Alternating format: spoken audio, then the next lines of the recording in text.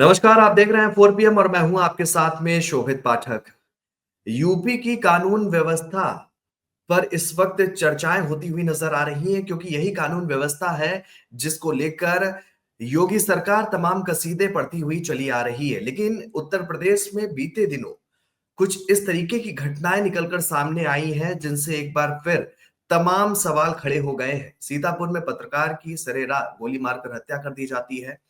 कल लखीमपुर में व्यापारी के बेटे को गोलियों से छलनी कर दिया जाता है। तो ऐसे में तमाम ऐसी घटनाएं हैं जिनको लेकर सरकार जो है, सरकार पर लोगों की नाराजगी एक बार फिर से देखने को मिल रही है। लेकिन ताज्जुब की बात यह है कि सूबे के मुख्यमंत्री यानी कि सूबे सूबे के मुखिया योगी आदित्यनाथ जो है, उनकी तरफ से अभी भी कोई भी बयान निकलकर सामने नहीं आया। इसको लेकर भी तमाम तरह के सवाल खड़े हो रहे हैं। लोगों का गुस्सा लगातार बढ़ता हुआ नजर आ रहा है। ये पहली घटनाएं नहीं, इससे पहले भी जो है इस तरह की घटनाएं समय-समय पर प्रदेश के अंदर देखने को मिलती आई हैं। लेकिन सवाल यही उठ रहा है कि कानून व्यवस्था पर जो सरकार तमाम बड़ी-बड़ी बातें करती हुई आ रही है, तमाम सुरक्षा का वादा कर रही है लोगों से और ऐसे में इस तरह की घटनाओं ने एक बार फिर से लोगों को हिलाकर रख दिया है और सरकार की चुप्पी क्यों है? तमाम ऐसे सवाल हैं, इन्हीं सब मुद्दों पर विस्तार से बातचीत करेंगे। हमारे साथ वरिष्ठ पत्रकार केपी मलिक जी इस वक्त जुड़ गए हैं। केपी मलिक जी 4 PM पर आपका जी बहुत-बहुत नमस्कार। स्वागत है। सर, आप भी देख रहे होंगे कि कानून व्यवस्था को लेकर इस वक्त जो योगी सरकार है, यूपी की सरकार है, वो घिरती हुई नजर आ रही है। जो बीते दिनों कुछ इस तरह की घटनाएं हुई, जहां पर सीतापुर के पत्रकार को गोली मारकर हत्या कर दी जाती, जबकि उसकी गलती इतनी थी कि वो सिर्फ कलम की ताकत के जरिए जो है वो सवाल कर रहा था और इस घटना को आधार बनाकर, इस प्रकरण को आधार बनाकर जो है सरकार जो कहती है कि घटना में संलिप्त लोगों की गिरफ्तारी होगी, लेकिन अभी भी कुछ घंटे क्या, बहुत ज्यादा घंटे, 48 घंटे से ज्यादा का समय हो गया है, लेकिन जो अपराधी हैं वो अभी कानून की गिरफ्त से दूर हैं। वहीं दूसरा प्रकरण लखीमपुर खीरी का, जहां पर व्यापारी के बेटे को जो है गोलियों से छल्ली कर लिया जाता है, जबकि कुछ ही दूर जो है पुलिस चौकी है और उससे कुछ घंटे पहले, उससे करीब आधे घंटे पहले जो है आईजी प्रशांत कुमार ने क्षेत्र का भ्रमण किया था, सुरक्षा व्यवस्था का जायजा लिया था और उसके आधे घंटे के बाद ये घटना को हत्यारे जो हैं, जो आरोपी हैं, वो अंजाम दे देते हैं। किस तरीके से देखते हैं कानून व्यवस्था को, किस तरीके से देखते हैं ये बड़ी-बड़ी बातें जो सरकार करके आ रही थी कानून व्यवस्था को लेकर, लगातार दूसरे टर्म में जो है जनता ने विश्वास जताया, लेकिन कानून व्यवस्था की क्या स्थिति है उत्तर प्रदेश के अंदर, वो किसी से इस वक्त छुपी हुई नहीं है। देखिए शोभित, अगर आप उत्तर प्रदेश की स्थिति को देखें, उत्तर प्रदेश में योगी जी की सरकार दूसरा टर्म में है अभी और डबल इंजन की सरकार है। और जब दूसरी बार योगी जी जीते थे तो सबसे बड़ा मुद्दा, सबसे बड़ा ब्रह्मास्त्र जो उनके पास था, वो उत्तर प्रदेश की कानून व्यवस्था का एक उन्होंने एक माहौल बनाया था, एक परसेप्शन बन गया था कि उत्तर प्रदेश की कानून व्यवस्था बहुत अच्छी हो गई है। इसमें कोई दो राय नहीं है कि उत्तर प्रदेश बहुत बड़ा राज्य है, वहां की कानून व्यवस्था को संभालना कोई आसान काम नहीं है। हमने कुछ उदाहरण मायावती की सरकार में देखे थे, हालांकि अखिलेश की सरकार में भी तो भारतीय जनता पार्टी गुंडाराज, जंगल राज लगातार कहती थी, वो आपको भी याद है। और उसके बाद भाजपा की योगी सरकार बनी और योगी सरकार में इसमें कोई दो राय नहीं है कि इन्होंने सैकड़ों एनकाउंटर किए और थोड़ी सी शांति प्रदेश में हुई तो लोगों ने बड़ी राहत की सांस ली और लोगों ने कहना शुरू किया कि योगी की कानून व्यवस्था बहुत अच्छी है। लेकिन हम सेकंड टर्म में ये देख रहे हैं कि कानून व्यवस्था कहीं कोई अच्छी नहीं है। सिर्फ आंकड़े आने बंद हो गए हैं, खबरें आनी बंद हो गई हैं, कानून व्यवस्था में कोई खास सुधार नहीं है। यहाँ पे मैं ये कह सकता हूं कि अगर हम कहीं भी जाते हैं, आज एक पत्रकार होने के नाते, उत्तर प्रदेश से जुड़ा हुआ होने के नाते, पश्चिमी उत्तर प्रदेश की बारीकियों पर नजर होने के नाते मेरे पास तमाम खबरें, तमाम रिकॉर्ड, तमाम शिकायतें आती हैं कि दबंग लोग जो हैं वो लोगों की जमीनों पे कब्जा कर रहे हैं, बच्चियों के बलात्कार हो रहे हैं, लोगों की हत्याएं हो रही हैं।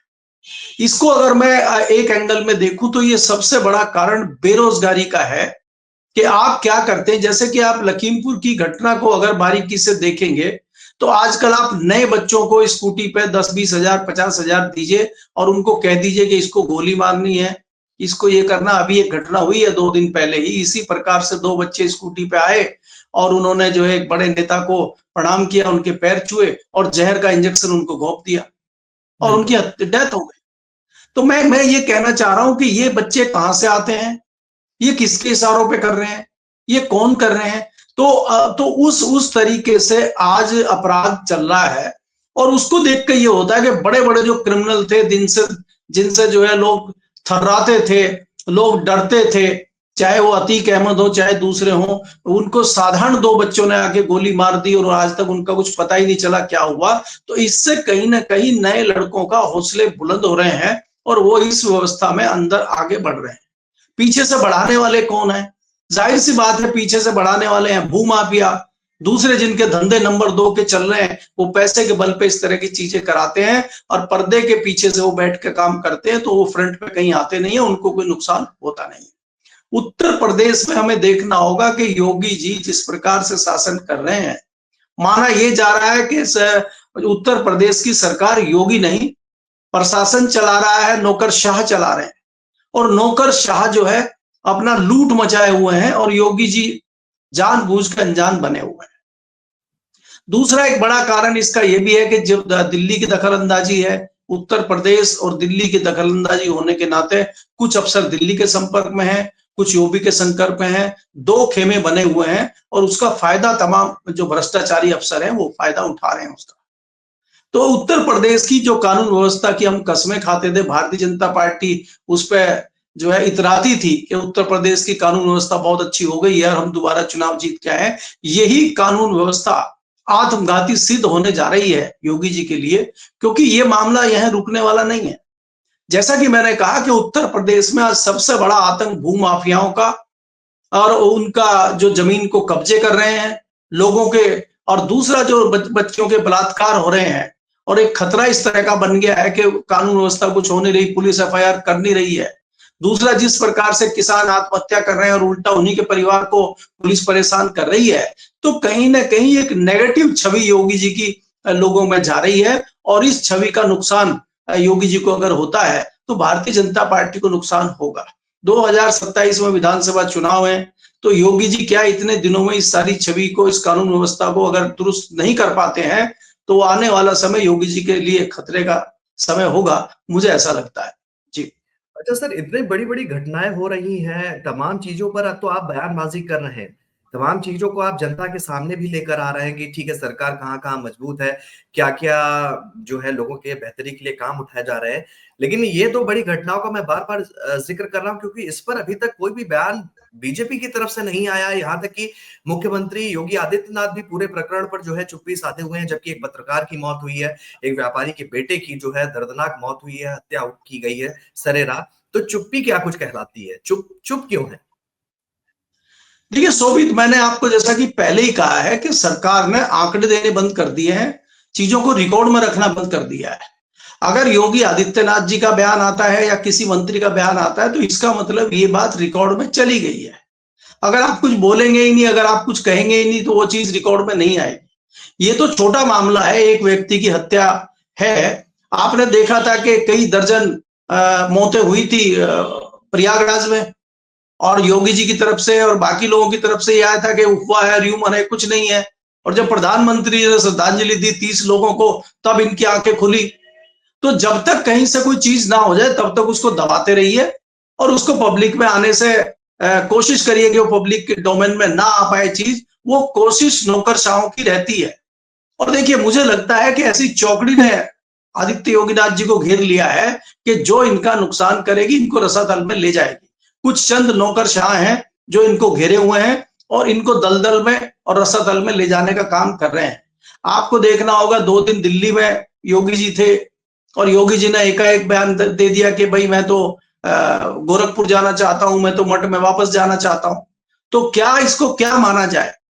एक ये भी हो सकता है कि इसके दो एंगल समझता हूं कि या तो वो परेशान हो चुके हैं और या फिर ये हो चुका है कि वो दिल्ली को कहीं धमकी तो नहीं दे रहे हैं, आरएसएस को कहीं वो धमकी तो नहीं दे रहे हैं कि अगर यही रहेगा तो मैं छोड़ के चला जाऊंगा, और मैं छोड़ के चला जाऊंगा तो पार्टी टूटेगी, पार्टी टूटेगी तो उत्तर प्रदेश में सरकार को खतरा हो जाएगा।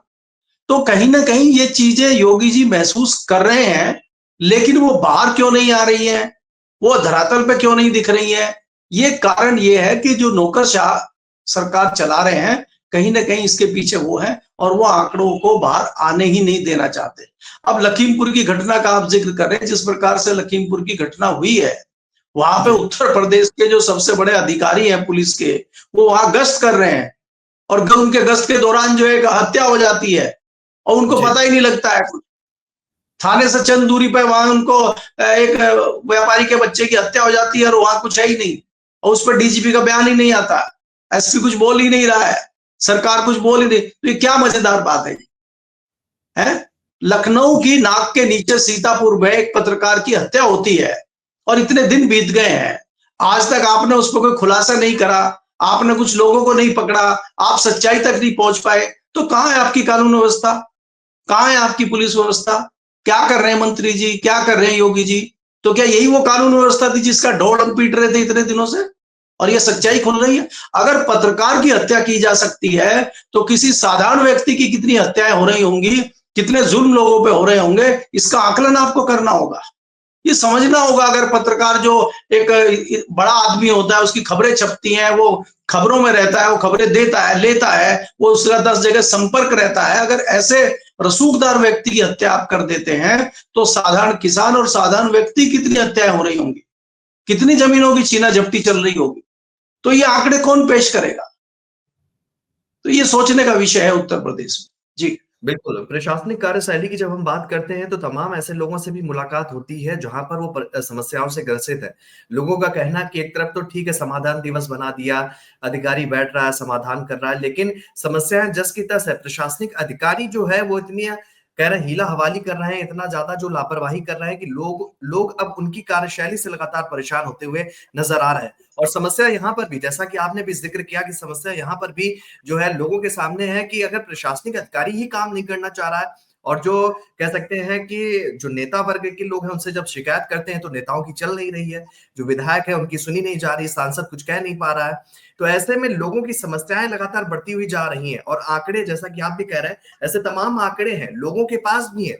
लोग जो है मदद की गुहार लगाते हुए जा रहे हैं इन दफ्तरों में, लेकिन काम कुछ नहीं हो रहा है। तो आपको लगता है कि इस तरीके से यूपी सरकार का भला हो जाएगा 2027 में? क्योंकि लगातार लोगों का आक्रोश जो है वो बढ़ता हुआ नजर आ रहा है, लेकिन समस्याओं पर कोई बातचीत होती हुई फिलहाल नहीं देखी जा रही है। देखिए, अगर शोभित आप देखें इस चीज को, हमें इसकी जड़ में अगर हम जाते हैं और इसको समझने की कोशिश करते हैं, इसका विश्लेषण करते हैं, तो मैं ये पाता हूं कि आज उत्तर प्रदेश की सरकार में, चाहे वो मंत्री हो, चाहे वो नौकरशाह हो, और चाहे कोई तीसरा व्यक्ति हो, वो दो खेमे बन गए हैं। एक खेमा दिल्ली का है, एक खेमा उत्तर प्रदेश योगी का है, और ये खेमे एक दूसरे को नीचा दिखाने के लिए, एक दूसरे की टांग खींचने के लिए काम करते हैं। जनता की भलाई के लिए कोई काम नहीं हो रहा है, और ये अब जाहिर होने लगा है। चाहे आप कानून व्यवस्था की बात करें, चाहे स्वास्थ्य की बात करें, चाहे शिक्षा की बात करें, आप देखिए कि शिक्षाओं में जो कोई एग्जाम होता है, कोई परीक्षा होती है, उसमें कितने घोटाले घपले होते हैं। जब वो युवा सड़कों पे आके कोई प्रदर्शन करते हैं, तो उनको लाठी चार्ज उनके ऊपर होता है, उनको जेलों में बंद किया जाता है, उन पर मुकदमे दर्ज किए जाते हैं। तो क्या सरकार का काम ये है कि आपकी करप्शन अगर चल रहा है, आपकी भर्ती घोटाला अगर आपका हो रहा है, तो आपको उसको सुलझाना है, या जो आवाज उठा रहा है उसी को पीट के अंदर बंद कर देना है? तो ये ऐसी प्रक्रिया जब चल रही है देश में और प्रदेश में, तो कैसे जनता का भला होगा? तो जनता को भी धीरे धीरे ये चीजें समझ में आ रही हैं, और ये जो चीजें हो रही हैं जनता भी नोटिस में ले रही है, और हो सकता है कि आने वाले समय में इसका खामियाजा भी भारतीय जनता पार्टी की सरकार को भुगतना पड़ेगा। क्योंकि देखिए, अब कोई ये नहीं कह सकते कि अभी हमें कम समय हुआ आए हुए, हमें 1 साल हुआ, हमें 1.5 साल हुआ, अभी हम कर रहे हैं, ये कर रहे हैं। आपको पूरा एक 5 साल का समय बीत चुका है, और ये भी 3 साल बीत चुके हैं, तो अभी तो 1 साल के बाद इलेक्शन मोड में प्रदेश आ जाएगा। तो अगर आप अभी भी कुछ नहीं कर पा रहे हैं, तो जाहिर सी बात है कि आपको नकारा है, और आप कुछ नहीं कर सकते प्रदेश के लिए। जैसा कि मैंने कहा कि जो जिस जिस छवि को बना के आप आए थे, जिस छवि पे आपने दूसरा टर्म हासिल किया था, उस टर्म पे आप कहीं ना कहीं खरे उतरते नजर नहीं आ रहे हैं। ये आपको मानना होगा कि कानून व्यवस्था बहुत अच्छी नहीं है जितना हम ढोल पीट रहे हैं। सबसे ज्यादा त्रस्त हैं लोग। तथ्यों के आधार पर जो जाता है, कुछ नहीं होता, ना उसकी अदालतों में चल रही है, ना थानों में चल रही है, ना तहसीलों में चल रही है। शोभित, बिल्कुल। आपने देखा होगा, मैंने बताया था 2 दिन पहले कि सहारनपुर डिस्ट्रिक्ट का एक किसान ने वहां पे खुदकुशी करने की कोशिश की आग में जल के, और वो दिल्ली में हॉस्पिटल में उसका इलाज चल रहा है, वो पता नहीं बचेगा नहीं बचेगा। उसने इसी तंत्र यंत्र के जाल में फंस के, चक्रव्यूह में फंस के उसकी जमीन जा रही है, और वो परेशान हो गया, उसको राहत कहीं से नहीं मिल रही है। ना तहसीलदार राहत दे रहा है, ना एसपी राहत दे रहा है, ना दरोगा राहत दे रहा है, ना डीएम राहत दे रहा है, ना पुलिस कोई राहत दे रही है उसको। तो वो सब जगह से परेशान होके जब उसके अगेंस्ट ही जो है डिसीजन सरकार ले रही है, तंत्र ले रहा है, तो उसने आखिर अपनी जिंदगी को खत्म करना उचित समझा है। तो आदमी इतना परेशान होकर जब आत्महत्या करने की सोचता है, तो कहीं ना कहीं वो सिस्टम से नाराज है। और अगर सिस्टम से नाराज है, तो इसका मतलब सरकार की जो चीजें हैं वो पारदर्शिता उनमें नहीं है, और कहीं ना कहीं जनता इस चीज को नोटिस करती है, और इसीलिए वो जो है बाधित हो जाती है सरकार बदलने को, सत्ताधारी दल को बदलने को। अगर आप इतना परेशान लोगों को करेंगे, लोगों के हितों में आप काम नहीं करेंगे, तो आपको सत्ता से जाना होगा।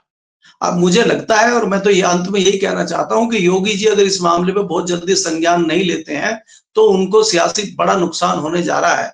अगर वो इसी तरह से हीला हवाली करते रहेंगे और इसी तरह ढीला ढाली में प्रदेश का शासन चलता रहेगा, तो इसका नुकसान योगी जी को होगा, और खामियाजा भारतीय जनता पार्टी की सरकार को उठाना पड़ेगा। बार बार कहने का इसका अर्थ यही है कि कानून व्यवस्था जो पहले थी, या जिसका सपना आपने लोगों को दिखाया था, वो हकीकत नहीं है, वो शगुफा साबित हो रही है। जी जी, बिल्कुल। और उसका जीता जागता उदाहरण अब भी हम देख चुके हैं। आपने भी देखा होगा सर कि विधानसभा का जब सत्र चल रहा था, तो सदन में मुख्यमंत्री योगी आदित्यनाथ ने एक नाविक का जिक्र किया था, और जब नाविक का उनके पास वो रिकॉर्ड, वो डेटा निकल कर आता है कि 30 करोड़ रुपए कमाए, बड़ा महिमा मंडन किया जाता है, तो भी वो सवालों के घेरे में आ जाते हैं कि वो नाविक जो है उसका इतिहास आपराधिक रहा है, उस पर कई दर्जनों मुकदमे दर्ज हैं, और अतीक अहमद से उसका संबंध निकल कर आता है। तो आप जब सदन में ये रिपोर्ट अब किसने दी उनको, ये उन्होंने किसने उनको, किस अधिकारी ने उनको सजेस्ट किया कि ये नाविक का नाम लिया है, तो प्रशासनिक अधिकारियों का हस्तक्षेप सरकार में बहुत ज्यादा बढ़ गया। और एक अधिकतर कभी अमूमन सरकार में, सर आपको तो बहुत लंबा अनुभव है कह सकते हैं, तो सर आपने भी देखा होगा कि प्रशासनिक अधिकारी हमेशा कहीं ना कहीं थोड़ा सा दबाव महसूस जरूर करते आए हैं पिछली सरकारों में। लेकिन इस वक्त की जो उत्तर प्रदेश की स्थिति है, प्रशासनिक अधिकारियों के ऊपर से जो दाब जो जैसी चीज है वो पूरी तरीके से गायब हो गई है। अब तो आप लेखपाल से बात करिए और आप कानूनगो से बात करिए, तो उनका भी होता है कि जाइए, हम तो अपने हिसाब से कर पाएंगे, जब हमें समय मिलेगा, हमारे ऊपर इतना प्रेशर है, आपको जिससे कहना है कहिए जाकर, हम अपने हिसाब से मैनेज कर लेंगे, उनकी ये शब्दावली है। तो जब वो इस तरीके की चीजों को लेकर चल रहे हैं, आप जब कोई प्रभावशाली व्यक्ति उनसे ये बात कर रहा है, तब वो ये रिप्लाई कर रहा है, तो आम जनता जो जमीन से जुड़ा हुआ इंसान है, उसका हश्र क्या होगा? वो तो सिर्फ चक्कर ही लगाता है। उसका भी हमने एग्जांपल देखा कि एक विकलांग व्यक्ति जो है, एक माला पहनकर जाता है जिसमें कम से कम 150-200 एप्लीकेशन की वो माला होती है, और वो कहता है कि देखिए हमें ये रिसीविंग मिली हुई है, और 150 से ज्यादा 2 साल से मैं सिर्फ एप्लीकेशन दे रहा हूं, और एप्लीकेशन के नाम पर मेरी समस्या उसको दूर नहीं किया जा रहा है। वो तस्वीर भी हमने उत्तर प्रदेश की सियासत में देखी है, और प्रशासनिक अमलों से, प्रशासनिक दफ्तरों से निकलती हुई देखी है। तो ऐसे में आपको क्या लगता है कि प्रशासनिक हस्तक्षेप क्या वाकई इतना ज्यादा बढ़ गया है? नेता विधायक जो है अपने सरकार के खिलाफ धरना प्रदर्शन करने पर मजबूर है। वो ये कहते हैं, आपने पिछले सरकार संगठन का जब प्रकरण हुआ था, तो तमाम ऐसे बयान निकलकर सामने आए थे, जो वो कह रहे थे कि ठीक है, प्रशासनिक अधिकारी हमारी नहीं सुन रहा है। तो ये सब स्थितियां क्या कुछ कह रहा है? क्या योगी आदित्यनाथ जी को ये सारी चीजें बिल्कुल दिख नहीं रही है, या फिर समय के साथ में हस्तक्षेप इतना ज्यादा हो गया कि अगर इसको अभी नहीं रोका गया, तो आने वाले समय में जो है लोग जो है और सारी दूसरी चीजों पे इन्वॉल्व हो जाएंगे? क्या लगता है आपको सर? देखिए सोवित, मैं आपको यहाँ दो चीज बताना चाहता हूँ। ये समस्या कोई उत्तर प्रदेश की समस्या नहीं है। जी मैं एक स्टोरी कर रहा हूँ दिल्ली के एक मंत्रालय में, जी और मैंने 3 महीने से आरटीआई लगाई हुई है। जी पिछली जो आरटीआई मैंने लगाई थी, वो मैंने 13 तारीख को लगाई थी, और 1 महीने के अंदर इनको जवाब देना होता है। तो आज सुबह उसका जवाब आया है कि हमने आपकी आरटीआई को संबंधित विभाग में भेज दिया है। ये जवाब दे दिया इन्होंने, क्योंकि 1 महीने के अंदर देना था। तो ये कोई जवाब नहीं देना चाहते, कोई आंकड़ा नहीं बताना चाहते। उत्तर प्रदेश की अगर आप बात करते हैं, तो उत्तर प्रदेश में जैसे कि मैंने कहा कि जो योगी के अधीनस्थ नौकरशाह हैं, उनके ऊपर योगी का हाथ है, जो दूसरे नौकरशाह हैं उनके ऊपर दिल्ली का हाथ है। तो दोनों एक दूसरे की खिंचाई करने पर तुले हुए हैं। जिस प्रकार से देखिए योगी जी तो उस डिटेल में गए नहीं है कि उन्होंने ठेका दिया और वो कुंभ में पूछ रहे हो भाई कौन नाविक है कौन क्या है। उनको जी तो लिख के दिया गया है और उन्होंने आंकड़े पढ़ दिए हैं। अब जो वो आंकड़े पढ़ रहे हैं, अब वो जिसकी जो है आरती उतार रहे हैं वहां पर, जिसको बड़े बड़े दावे ठोक रहे हैं, उनको तो जानकारी भी नहीं है, वो तो कभी जीवन में नहीं मिले, उससे ना नाम सुना। बिल्कुल। ब्यूरोक्रेट ने बहुत अच्छा सजा के लिख के और उनको 4 पेज दे दिए, सर लीजिए पढ़ दीजिए और देखिए तालियां कैसे गड़गड़ाहट बजेगी वहां। तो ये जो अफसर हैं, ये जो भ्रमित करते हैं नेताओं को, ये उन नेताओं को भ्रमित करते हैं जो जमीनी हकीकत से वाकिफ नहीं होता। क्या पहले हमारे यहाँ नेता नहीं हुए क्या? पहले नेताओं को क्यों अफसर भ्रमित नहीं कर पाता था? क्योंकि वो जी जड़ों से और ग्राउंड की हकीकत से वाकिफ होते थे। यहां पे मैं आपको एक उदाहरण देता हूं, जब अखिलेश की सरकार 2012 में बनी, तो हम कल्याण सिंह जी के पास दिल्ली में चाय पी रहे थे। तो हमने पूछा जी कि क्या ये नया लड़का अखिलेश है और इतना बड़ा प्रदेश है बाबूजी, क्या ये इस प्रदेश को संभाल लेगा? इतनी बड़ी नौकरशाही को क्या अखिलेश अकेला हैंडल कर लेगा? तो इस पर हम्म, कल्याण सिंह जी का जवाब था, उन्होंने ये कहा था कि ये ब्यूरोक्रेसी एक सदा हुआ घोड़ा होती है जी और जैसे इसकी पीठ पर घुड़सवार सवार होता है तो ये 4 कदम चलते ही पहचान लेती है कि घुड़सवार ट्रेंड है या अनट्रेंड है। अगर बिल्कुल। घुड़सवार ट्रेंड है तो ये नौकरशाही जो है ये टक टक टक टक घोड़ा दौड़ता है बढ़िया। और अगर इसकी समझ में ये आ जाए कि घुड़सवार जो है अनट्रेंड है, तो 4 कदम पे जाते ही उसको पटकी मार देती है और फिर घोड़ा उसको खींच के लेके जाता है अपने हिसाब से, ऊपर नहीं बिठाता, वो पीछे जी खींच के लगाम में बांध के खींच के लेके जाता है उसको। तो योगी जी का हाल ये हो रहा है कि योगी जी कुशल प्रशासक नहीं है। अच्छे व्यक्ति हो सकते हैं, ईमानदार व्यक्ति हो सकते हैं, उनकी छवि बहुत बढ़िया हो सकती है। देखिए उनके ऊपर कोई करप्शन का आरोप नहीं लग सकता, उनके ऊपर किसी महिला का आरोप नहीं लग सकता, उनके ऊपर कोई राजनीतिक छीटाकसी का आरोप नहीं लग सकता, उनके ऊपर पारिवारिक आरोप नहीं लग सकता। लेकिन उसके बावजूद भी उनके ऊपर एक बहुत बड़ा टैग लग गया है पिछले दिनों, जिसको हटाना उनके लिए मुश्किल हो रहा है, जातिवाद का टैग। दूसरा उनके जो नौकरशाह हैं कि भाई वो एक तरफा कार्यवाही करते हैं, कुछ नौकरशाहों को ही उन्होंने सब जिम्मेदारी दी है, ये 2 टैग उनके ऊपर लग गए हैं। जिस कानून व्यवस्था को बहुत अच्छा करने का लेके वो यहां तक आए थे, अब वो टैग उनसे छीनने जा रहा है। तो आपको ये देखना होगा कि आप किस प्रकार से काम कर रहे हैं। तो इसका इसका जवाब यही है कि आज जो स्थिति हो गई है और आपको सारी चीजें सामने दिखाई दे रही हैं, तो योगी जी को भी कहीं ना कहीं भ्रमित नौकरशाही द्वारा किया जा रहा है और वो इस चीज से निपटने का उनको जो चक्रव्यूह में जिसमें फंसे हुए हैं ब्यूरोक्रेसी के, इसमें निकलना योगी जी को नहीं आता, ये मैं कंफर्म तौर पे आपको कह सकता हूं। क्योंकि जी जिस चक्रव्यूह में नौकरशाही के वो फंस गए हैं, अब इसमें क्या है कि योगी जी को निपटाने के लिए दिल्ली के संपर्क वाले लोग जो लखनऊ में हैं, वो उनको निपटाने के लिए भी ये षड्यंत्र कर सकते हैं कि इनसे नाविक की कहानी पढ़वा दो, इनसे वहां हत्या हो गई है तो उस पर कुछ ना करें। अब आप ये देखिए कि उत्तर प्रदेश की तरफ से कुंभ में जो मृत्यु हुई है कोई खबर नहीं आ रही है और दिल्ली से ट्वीट हो जाता है बड़े साहब का। तो इसका बिल्कुल। मतलब क्या है कि आप कहना चाहते हैं कि उत्तर प्रदेश के लोग नकारा हैं? तो ये आपको चीजें समझनी होंगी, ये चीजें चल रही हैं और उसको कैसे कंट्रोल योगी जी कर पाएंगे कि नहीं कर पाएंगे। अगर नहीं कर पाएंगे तो उनका बहुत बड़ा नुकसान होगा, और कर पाएंगे तो हो सकता है वो आगे भी बढ़ जाए।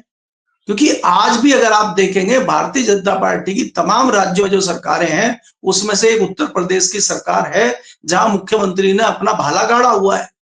तो उस भाले को उखाड़ने का प्रयास बाहर के विपक्षी दल है वो तो कर ही रहे हैं, उनको तो करना भी चाहिए, उनका धर्म भी है करना, क्योंकि हर सियासी दल चाहता है कि मेरी सत्ता है।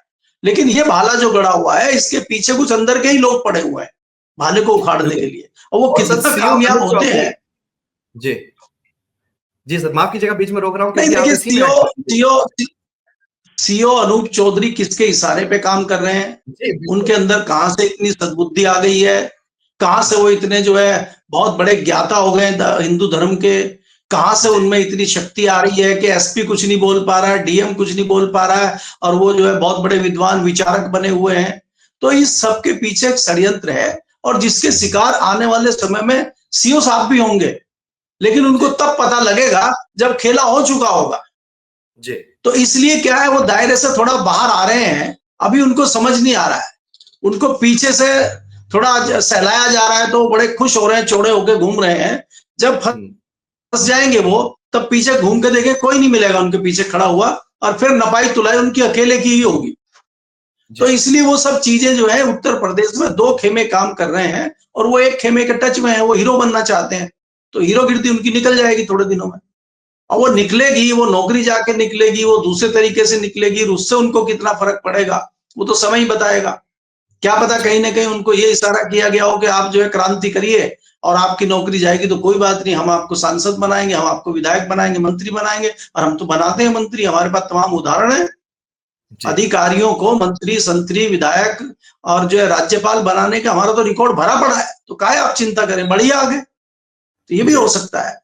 बिल्कुल बिल्कुल सर, कीमती समय देने के लिए, हमसे जुड़ने के लिए आपका बहुत बहुत धन्यवाद। तो कह सकते हैं कि अब सीओ साहब को कौन सा पद मिलेगा ये तो आने वाला समय बताएगा, लेकिन उत्तर प्रदेश की इस वक्त जो स्थिति है वो किसी से छुपी हुई नहीं है। लगातार जो दो घटनाएं हुई हैं, एक तो सीतापुर में पत्रकार की हत्या कर दी गई, दूसरा प्रकरण जो है वो कल निकलकर सामने आया जहां लखीमपुर में जो है व्यापारी के बेटे को गोली से छलनी कर लिया जाता है। और ऐसे में बड़ा सवाल उठ रहा है क्योंकि लोगों में आक्रोश लगातार बढ़ता हुआ जा रहा है कि प्रशासनिक अमले तो अपनी तरफ से कार्रवाई करने की बात कहता हुआ नजर आ रहा है, लेकिन सरकार की तरफ से यानी कि मुख्यमंत्री योगी आदित्यनाथ जी की तरफ से अभी तक कोई भी बयान नहीं निकल कर आया है। अब देखने वाली बात ये होगी कि सरकार के ऊपर लोगों का आक्रोश जो है वो थोड़ा बहुत नजर आता है, सरकार की तरफ से कोई बयानबाजी निकल कर आती है, सरकार क्या वाकई प्रशासनिक अमले को आदेश देती है कि कम समय में जो अपराधी है उनकी गिरफ्तारी करें, या फिर ये सिर्फ महज एक जांच का विषय होगा और जो समय है वो लगातार बढ़ता हुआ नजर आएगा।